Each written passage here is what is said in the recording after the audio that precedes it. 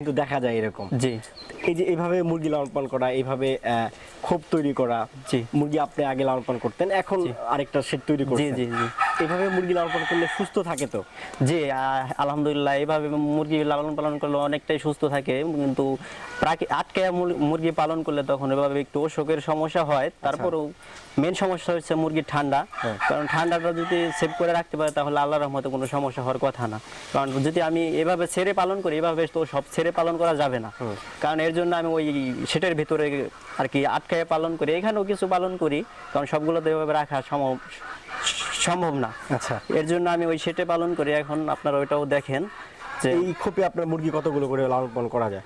এই খোপে আমার দুইটা মিলে 20-22টা পালন করা যাবে, দুইটা মিলে। দুইটা মিলে? হ্যাঁ, দুইটা মিলে। তার মানে একটা 10 থেকে 11টা। হ্যাঁ, 10 থেকে 11টা পালা যাবে। আচ্ছা, এইখানে তো আপনার নতুন শেড তৈরি করছেন। জি জি, এখানে আমি নতুন সেট